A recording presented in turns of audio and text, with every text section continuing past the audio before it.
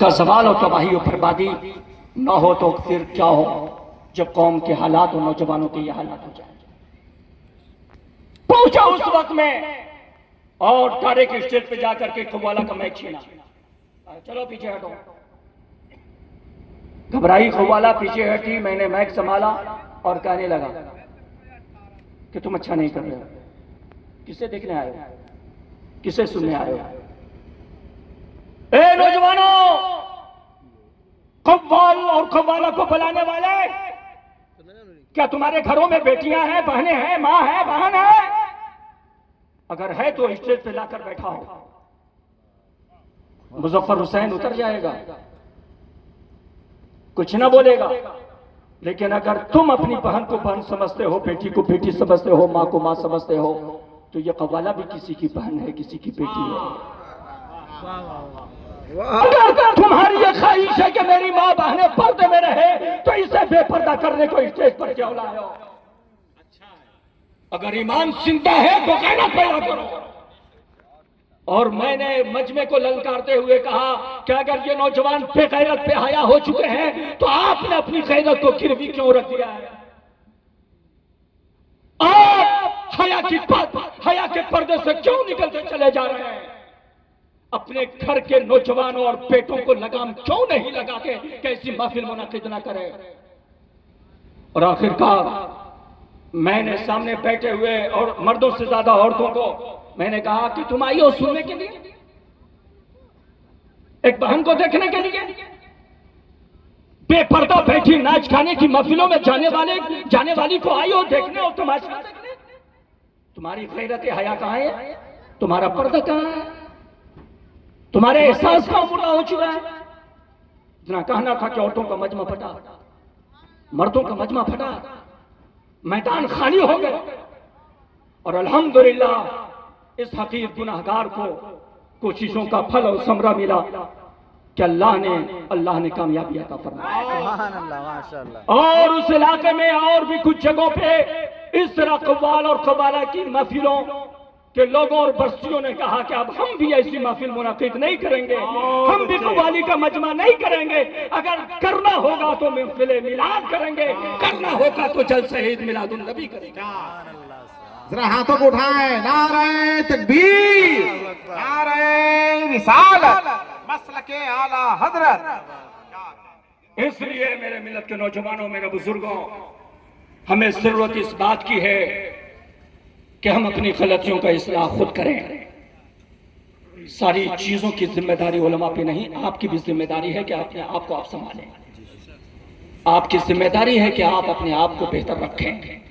रमजान के महीने में रोजा रखकर अपने बंद हुजरे में सब कुछ रहने के बावजूद कुछ नहीं खाते पीते, क्यों? ये ख्याल होता है मेरा रब देख रहा है, मेरा खुदा देख रहा है।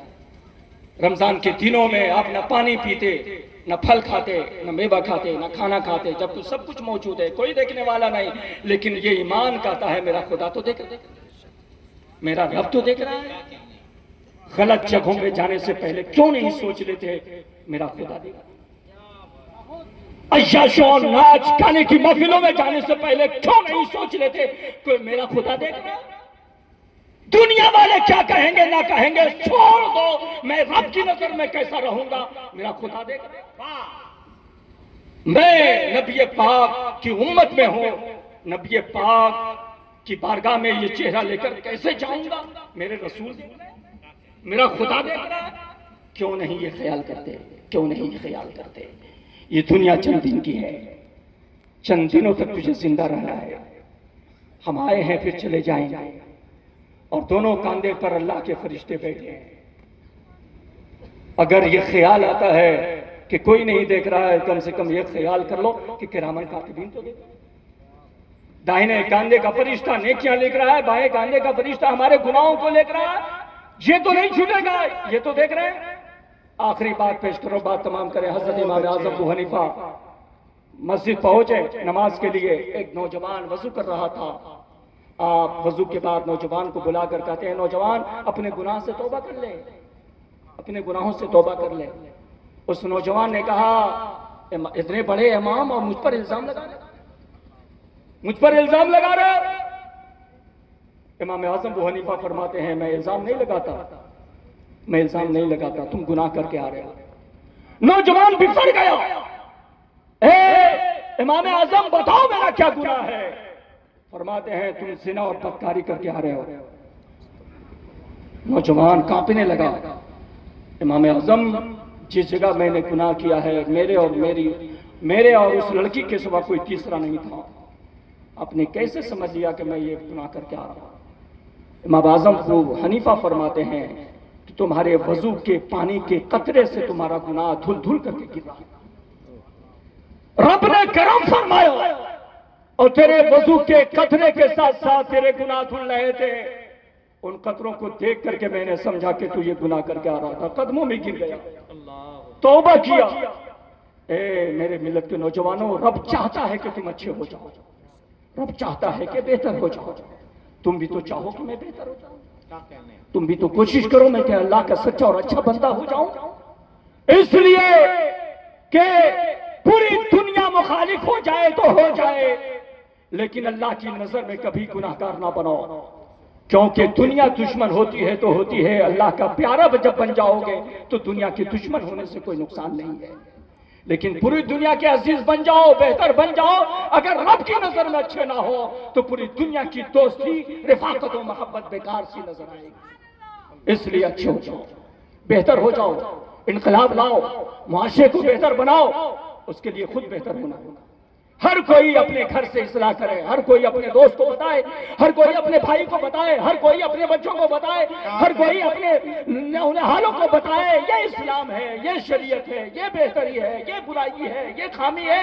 जब ये अच्छाइयाँ बुराइयाँ जब लोगों के सामने आएंगी और लोग समझ जाएंगे हाँ हमें अच्छाइयाँ अपनाना चाहिए, बुराइयों से दूर रहना चाहिए, कदम खुदा की कसम खुदा की हमारा मुआशरा जिंदा और ताबिंदा हो जाए। बहुत तुझको है कायम, तुझको है कौम, बहरहाल संभलना होगा। वक्त बदला है, तुझे खुद को बदलना होगा। जिसमें ढलते थे कभी खालिद और सरदार हुसैन, फिर उसी दीन के सांचे में ढलना होगा। फिर उठे जाते हैं आलम में यजीदी फितने, बांध के सर से कफर घर से निकलना होगा। मेरे मिल्लत के नौजवानों,